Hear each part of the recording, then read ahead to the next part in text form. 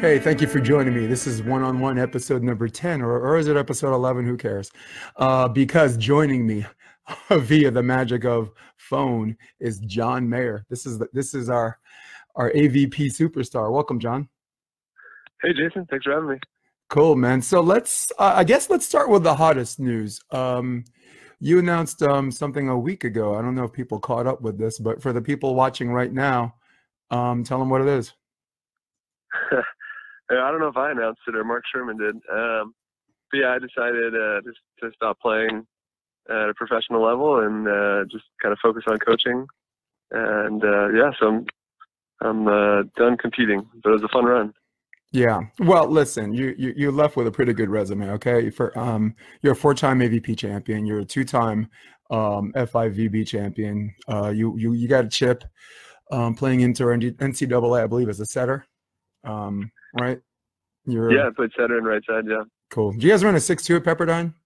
Or was it a 5'1"? No, we ran a 5'1", but I set my first couple of years, and then my senior year I played opposite.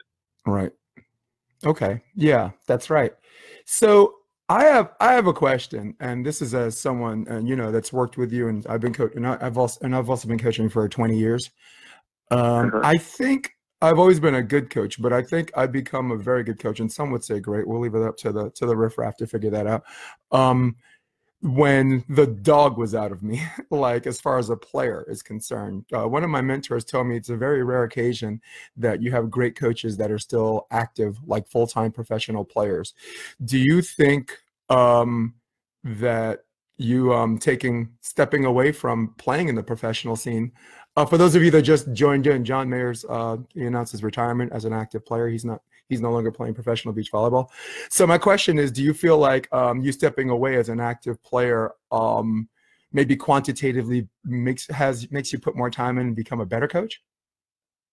It's hard to know. It's hard to know how good a coach you are. I don't know who, how do you how can you tell how good you are? Like who defines it? And I guess I don't think about it too much. I know I have a lot to learn. I know I have a lot to get better at, regardless of whether I'm playing or coaching full time. But yeah, I'm always striving to improve and be better for my athletes and be better at coaching. I think the one difference will be I'll have more time, and I think it's just how do I spend that time? Do I spend it studying the game and reading more about the research on biomechanics and motor learning, and do I just recruit better? And I think having more time will hopefully help, as long as I'm good with my time. Yeah. But I think there's also an advantage to playing. When you're a coach, and the further away you get from playing, it's harder to empathize and to know how hard the game really is. And sometimes it's easy from the sidelines just to say, why don't you do that? And I know I had that perspective as being a player and coach, where I knew things were really hard, and I understood why they did things the way they did sometimes. So I think I was able to have a little bit more empathy for my athletes, which can be good. So I don't know. I guess we'll see. My hope is that I'm better. Yeah, well, I think one of the biggest challenges from coaches, players that become coaches, and before I go any further, this isn't really like apply to you, because you've been with LMU since 2015, and I believe you were the Santa Monica College prior to. Am I correct? Yeah. All right. So it's one of those things where maybe someone introduces a situation or a drill or whatever, and the way someone approaches the drill, sometimes coaches are like, well, when I played, I didn't have to do that. Why does he need to do that? And I think that's where a lot of coaches fail as a coach. So, yeah. Where, I mean, it's very, very good. I'm offering the other end if I can. I'm playing devil's advocate for a second here. Well, devil's opposite advocate, where I think experience helps, but also sometimes people reflecting as a player, they might fail their kids a little bit, because if you're a professional player and this is a collegiate level player, or let's just say a high school player, it's not there's not a real logical connection there, and that's always been my challenge. No, I think that's a good point. I agree. I think most of the best players of all time, like the Michael Jordans, the Nolan Ryans, the best at their sport, didn't end up being very good coaches, because things came a little bit easier for them, and they lived in a different space both mentally and physically, and they weren't they weren't human. Yeah, I mean, like the rest of us are. So I mean, honestly, that for sure. yeah, look no further to players like Derek Fisher, NBA, Isaiah Thomas, the ex bad boy Isaiah Thomas, the Detroit Pistons, all tried their hand in coaching, and either was wrong time, wrong place, or you know, it just wasn't them. Like some of them were good coaches, some were okay, and some of them were just really, really bad. And then you have someone like Chuck Daly, who's never played a day of basketball in his life. Yeah. And, you know, 2 rings. 2 rings with the bad boys. But maybe I think those are more unicorns, and we need to steal them and study them, John. So, so here's my other question. And we're going to get back to coaching in a minute. And this is a fan question, actually. And by the way, everyone tuning in live, anything you want to ask John, ask him. He is here, and he is not afraid. Or at least he doesn't look that way. Yeah, you could beat a statue at a staring contest. All right, so you played with a slew of diverse players, John. Ryan Doherty, you played with Jeff Nygaard earlier in your days. You played with Theo. Did you ever play with Theo? No, you played with Trevor Crabb recently. Theo and I played a couple, yeah. Yeah, I played with Brad Keenan, Matt Prosser. I had a lot of good partners. All right, so I'm going to give you a list of temperaments and personalities, and you associate that player. Who was the most serious partner you played with that was serious all the time?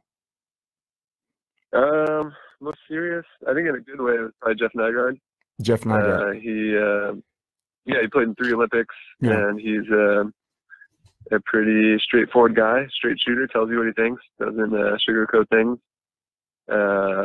He was serious about the way he trained. He came in to practice on time or early and knew what he wanted to get better at. And maybe professional would be a better word for him. He was a real professional. And he was a fun guy to play with because you knew what you were going to get from him in practice and in competition. So I think maybe he would live that one out. No, definitely. And yeah, it shows on his face. For those of you that never met Jeff Nygaard before, he's a 1996 Olympian, 2000 Olympian, 2-time NCAA champion, National Player of the Year. Tried his hand in beach a little bit, and the man looks angry all the time. He looks like one of these 90s rappers, man. I'm like, dude, relax. You've won. So that's a very, very good pick. Okay, let's go to another partner. Who is the most emotionally balanced? Meaning, as far as playing in tournaments, he's not too high, not too low. Like his wave doesn't crash. I mean, since I already said Jeff, I'll do another one. I'd say probably Ryan Doherty. Yeah.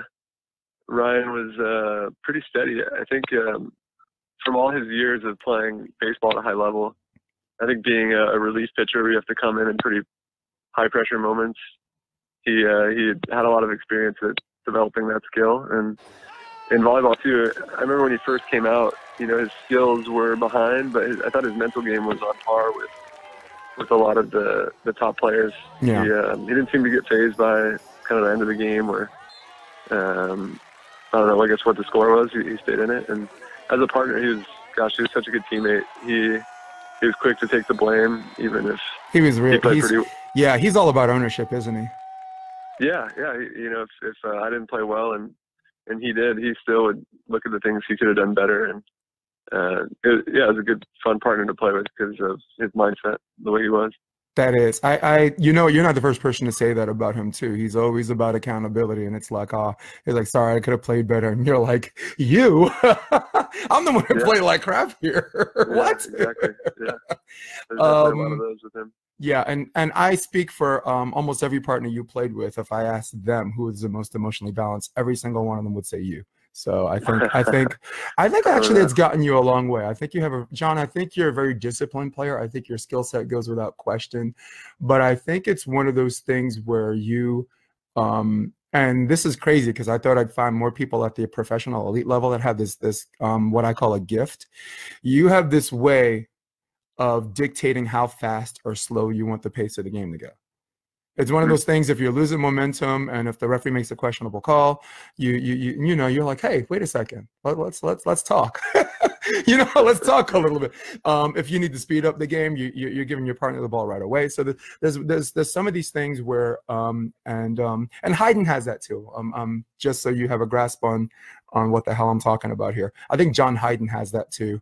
Yeah. I think Billy Allen. He probably does it better.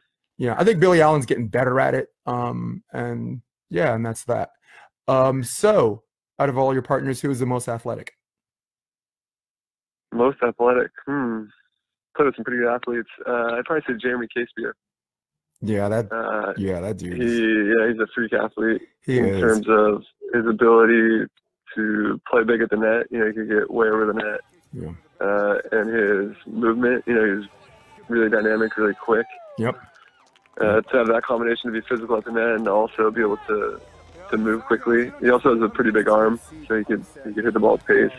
Yeah. I mean, and he's also just a specimen. If you see him, like, I think the guy was born with 12 abs. So he's a freak athlete. Yeah. And I think more than that, he's a guy who wants to learn. He was really like committed all to the time and working hard. Yeah, I love playing with Jeremy. Guy's a stud. Jeremy. Some about Jeremy Casebeer. There are players. As a coach, sometimes I tell my players in these long tournaments, you don't want to go 100% on your jump. You want to go 90 this way. You know what I'm saying? Your 90% has some level of consistency. You're able to do the entire tournament. This man goes 110% every play for like 3 days straight, and I'm like, how the hell do you do that? That is insane. What are you gonna do? What are you gonna do after the tournament? Nail someone to a cross? So yeah, it's almost like a Rome guy. Okay, and the last personality partner, who's the hardest hitter that you play with? Hardest hitter? Maybe I'll go Matt Prosser. We played a couple years together. He's a big boy. He's the middle indoors, about 6'8", and I don't know what he is, 230, strong guy. And he was the guy who, in warm-ups, you know, when you kind of throw back and forth and you start to snap the ball back and forth to warm up your arm. Yeah. I would always have to back up like a little bit further back each step because he would throw it so hard and hit it so hard. Yeah. I started to learn. I just had to stay about 30 feet away when I was going to warm up with him. Yeah, he could bring it. He's one of those guys you get in the athletic stance when you're catching. Yeah, for sure. Keeps you honest, man. Keeps you for sure. So Jeremy Carlin, who's watching on Facebook right now, has a question. He says, if you could only pick one, whose book would you read? Ryan Dougherty's or Billy Allen's? That's a good question. I mean, I got to go with my guy Billy. You know, we do the podcast together, and he's a good longtime friend. I actually just got his book, so I'm excited to read it. But I think actually Ryan might mention me in his book, so I don't know if I want to. I don't know. Well, that's it. About myself, that's it. No, come on, hey, John. Whoever mentions you wins, right? He's like, who says this Billy didn't mention you either? Yeah. So, Iris Bloomfield, I'm loving my life too, and I'm loving yours. Thank you, Iris. All of these people are watching and commenting at the same time. So this is a question from my special someone, my significant other, because she doesn't really ask anything of anyone. So this rare occasion she has a question. Guess what? I'm going to put it on blast. I'm excited. If there's one player you were willing to play one more year with before retiring, who would it be? If there's one guy that you know, you're like, wait a second, you know what? For that guy, I think I can go another year. Yeah, I think it'd probably be Jason DeBilius. Oh, man, you know. I think that's a no-brainer. Do you know how, as far as like being in the best shape of my life is concerned, do you know how much I would not disappoint you? You know, because listen, and when you get to play this game for a long time, in your mind, you know, you think you got to figure it out at an early age, and you get your butt kicked, and you figure it out. In my mind, I feel like when I'm in shape, I can beat everybody. It's not true. It's not. Okay, the reality is it's not true. All right, but in my mind is when I play, and I believe that I win a lot of those really tough matches against the elite, and you know, and I definitely move the needle. You know, when I'm on the court, I have a good person. You know me, I'm a big personality. So yeah, Jason DeBilius. Guess what? But if I was to go with you know, number two, I'd probably go with Phil Dalhausser. Phil Dalhausser, forget that guy. You chose me first. Get out of here. Come on. Well, he's number two. Yeah. Well, come on. He's number two. He's got what? He's got that. So, John. So I have a fan forum after this, and thank you for your time. I told you it's only going to be 15 minutes, but you know how I do. With new partner shakeups, who do you think represents the two men's team for 2020? This is a tough question. I mean, it's hard to bet against, Phil and Jake have been in the last 3 Olympics. Mm-hmm. They're with different partners, but they've been the blocker in that spot. Yeah. So if you're a betting man, I think you'd go with that. Even though they are, they're not getting younger, but I think they're both still playing at a really high level. Yeah. Well, I spoke to Phil a couple of times, however, briefly, and everything in his language that shows that is even interested. I'll skip to the whatever. Is even interested. I asked him about it, and he's like, "We'll see what happens," and this and that. And in my mind, maybe where I'm from, maybe Brooklyn, we grew up a little hungrier. If someone asks if 2020 is your goal, they just say yes, and he's just like, "We'll see what happens." But do you think it's more about, I don't know, just like conditioning and like him and his partner, I guess staying balanced and having volleyball prosperity that leads into 2020? Yeah, you're talking about Phil? Yeah. Yeah. I guess you could throw Nick in that mix too, right? Because Phil's probably not going to do without Nick. Yeah. No, I think for Phil, he isn't the most intrinsically motivated person all the time. Right. And I think sometimes it's hard when, like for me to play at the level, I have to do a lot of stuff to be able to just even hang at an average level. Phil isn't even challenged a lot when he goes 60%. So that's also a blessing and a curse to be able to win when you don't have to go as hard, and maybe it's not as fun when you're not challenged as much. Yeah. So I think at times, and to do it for so long. Yeah. Right. Yeah, he's done it for a long time. And, yeah. But my guess would be that this year being an Olympic qualifying year and seeing what Phil's done in the past in Olympic qualifying years, I think if he's healthy and Nick's healthy, which I don't think they were very much last year. I think if they're healthy, they'll look like a different team and they'll make a good push. Yeah. Well, Phil, if you're out there and you're listening, you're probably not. But if you are, no, come on, man. I'm always rooting for you. I never count out Phil. You never. If it's Phil and someone else, you're always going to err on the side of caution and pick Phil. You just do. Yeah, I think he's the best player in the last 20 years to play the game. Definitely. He's unbelievable. He is. John, fan question. How'd you get started with volleyball? I was always loved basketball and baseball growing up. I think my parents started playing adult league volleyball when I think the '88 team did pretty well in the Olympics and maybe '92. So I'd kind of run around and be in the gym at the same time when they were playing. So I was exposed to it.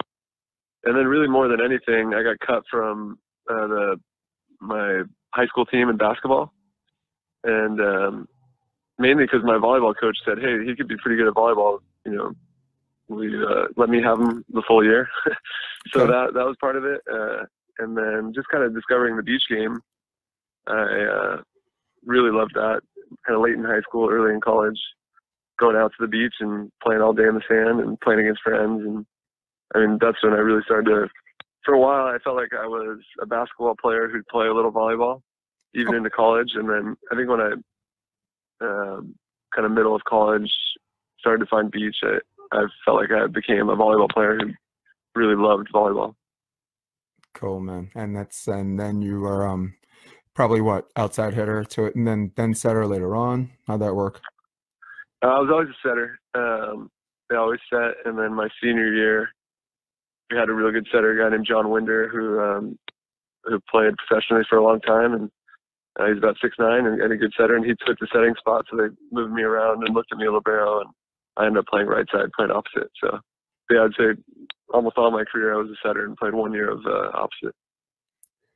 Cool. Hey, last question, because as the head coach of Loyola Marymount University, I've been reading. I should have read out your resume in the beginning of this, but we're doing this as we go along. 4-time AVP champ, 2-time F5VB champ, 2-time NORCECA silver medalist, NCAA champ for men's indoor, and currently the head beach volleyball coach at LMU. You've had LMU since 2015? Yeah. Cool. So something I've noticed, because you're all about that growth mindset, and guess what? As a 20-year coach, since I met you, I'm all about that growth mindset. So thank you very much for that. 2015, 2016, 2017. This is a pretty good year. I think you won 20. Your team won 22 matches, like 22 and 12 or 22 and 14. against multiple matches against the top 10, where you got at least 3 or 4 victories, and you know, Washington and some of these teams inside of the top 10. Big win over TCU. Is that where you're going? Like, you have one season that's like a build, and then another season to recruit, and this season was compete. Is that where we're going in 2019? What are your chances of making the NCAA tournament this year? I haven't thought about it that much, about the tournament. I think we're better. My goal is that we're a little bit better each year, and it's hard to know. I think everyone's getting better in College Beach because the sport's just blowing up, and the juniors level, all the players are getting better. So I think everyone's better. So it's hard. I don't know all the teams well enough to know where we'll end up, but I know our girls are working their butts off. I know they're getting better every day, and I think we're a little bit ahead of where we were last year. So, you know, results-wise, it's hard to know. We do play a tough schedule, but we'd love to be in Alabama and play for a national title, and that's, you know, we want to do that for sure. But yeah, I guess we'll see once we see how the other teams are and see how well we compete as the season goes on. But I'm definitely excited to be a part of it and see what kind of season we have. And it definitely, the string question, I guess, is the sport big enough where conference championships are an automatic bid? Are they doing that this next year? Yeah, I think it is. My understanding is that it is now. I think our conference championship is an automatic qualifier. Good. So your road could be through Pepperdine, right? Yeah, that would be one way to do it. I think they're going to expand the tournament as well. I've heard, not this year, but I think next year, the year after, going to maybe 12 to 16 teams, starting to do some regional kind of events to lead up to Alabama. So it's really cool to see, you know, how fast it's taken off and how good the girls are getting. And I mean, there's no reason why it won't just continue to expand and get bigger and better. And we want to be at the top as that's going on. Yeah. Well, I was glad to actually be a part of that last year. I was with you doing some film work, some that was awesome. coaches feedback. You know, I think I owe you an apology because I think you brought me on because maybe you could pick up some things from me, but yeah, I got screwed in that department. I picked up almost everything from you. Oh, I don't know about that. No, you're the man. Cool, man. That was a fun year. Thanks, Jay. Hey, before we go, lightning round, okay? You ready? Okay. You know how this is. I asked you before, first question is a one ice cream or cupcakes? Definitely ice cream. Cool. We are a swimming pool or ocean? I think it was swimming pool. Inspirational coach from any sport, coach that that inspired you? Yeah, there's a lot. I mean, it's got to be John Wooden, but also Marv Dumpty at Pepperdine, Tom Black at Georgia. Yeah. But yeah, I think it's hard not to go with Wooden. It really is. Last good book you read? Well, I'm looking forward to the Billy Allen book, Good Blood. The last good book I read. Gosh, I read a lot. What was my favorite of the recent ones? It kind of caught me. I have to think about it a little bit more. I'm reading one about the Navy SEALs right now. It's pretty good so far. I can't even think of the title. Okay, but make sure you there's a lot of good ones. Text me the title. I'm ex-military. Okay. I'm a Gulf War vet. Yeah, and, it's called Extreme Ownership. Yeah. Extreme Ownership, and it's written by 2 Navy SEALs who, they were in Iraq and Afghanistan, and they take their lessons into how you can use it as a leader in both business and sport and in life. So I like it so far. Cool. All right, John. Before I go, I just want to say, thank you for staying on so long. I mean, look, if you let me, I'd keep you on forever, and you wouldn't get any real work done today. Pepperdine. The first person I met from Pepperdine was Marv Dumphy, and then I watched videos of Jeff Stork because when I played professionally in Germany, someone said I should switch from outside hitter to setter. So I watched videos of Jeff Stork. And it seems like all of these really cool guys come out of Pepperdine, and you're not just one more of the bunch. You've turned quickly to turn into one of my favorites. So an absolute pleasure being on the phone, and congratulations on your long storied career. And now, guess what? The next chapter continues. We're going after that chip, okay? This year or next year. You got me? That's right. Yeah, there's more meat on the bone. I'm still going. yeah, I don't know if I deserve to be in the same conversation as Marv and Jeff Stork, but I'm glad that you'd even think that. But yeah, I was lucky to play for Marv, and thanks for having me on and doing this. This is fun. Awesome. Thank you, John, so much. Bye-bye. Thanks, Jason. See ya. Cool. Ladies and gentlemen, for those of you that just joined me, Marcus, favorite hype song. Favorite hype song. I just got off the phone with him. So guys, thanks for joining me. It's one of those things where John, for those of you that just joined me, John has announced his retirement. I believe he did it as early as November 10th, but it hasn't really come out. And it's one of those things where it's a pretty good career. It's a pretty good career. I mean, the man won 4 times with 3 different partners. The AVP title, he won 2 FIVP titles with Trevor Crabb. And he's always been like one of those guys where we're going to do another show after this, and I'm going to delve more into like the whole partner switch fallout, you know, and how they call it the trickle down effect. Like everybody else waits for like the best of the best to choose their partners, and everybody plays this waiting game, and it's like, oh, he's free. But that's changing. That's changing a little bit, because now just the next generation is just doing it on their own. So John's always one of these guys that was like, when it came to partner switches, you know, Patterson switched with this guy, Trevor switched with that guy. It was like musical chairs, and he's always the one. It baffles me, like he was always the one left without a seat, and he ended up having to pick this partner. Boom, AVP semifinals. Ended up having to pick this partner. You know, AVP quarterfinals, semifinals. It's like everybody he's played with, everyone John has played with has had volleyball prosperity. And, you know, hopefully, you know, he's you know, anyone that watches BVB info, as far as disclosed amounts, he's made a pretty good career of it for such a short period of time. I'm very impressed. His first AVP tournament was in 2003, and that was here in Hermosa Beach, California. Yeah, man, I'm very, very glad to have him on. I'm very, very glad to have known him, very glad to call him my friend. I met him in Mexico before I moved from New York to California. So it's one of those things where I didn't know a lot of people coming in. So him, you know, of course, got to put Kevin McCulloch in there. A lot of these guys, you know, they gave me great coaching opportunities, good introductions. And it's one of those things, absent of him, life here might have been a little bit more difficult. But this whole thing about California and living the dream, I'm kind of in the middle of that, and it's no small part to do to someone who plays the sport at a high level, that is humble, that treats everybody with respect. His integrity is off the page. Ladies and gentlemen, that's John Mayer. And me, I'm Jason DeBillius. I love you guys. Stay tuned for the fan Q&A if you guys want to do that. All right, and I'm out.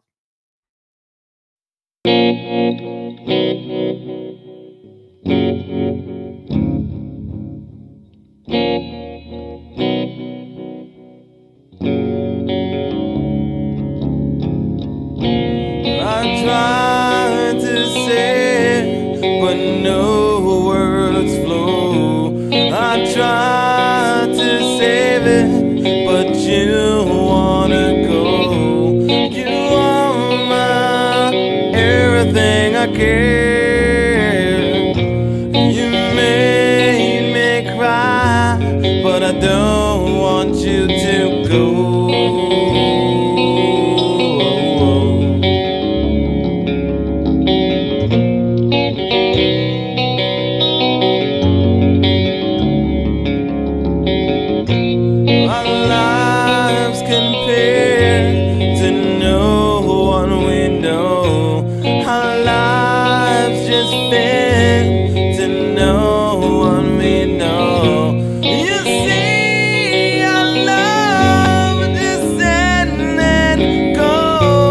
You are my heart.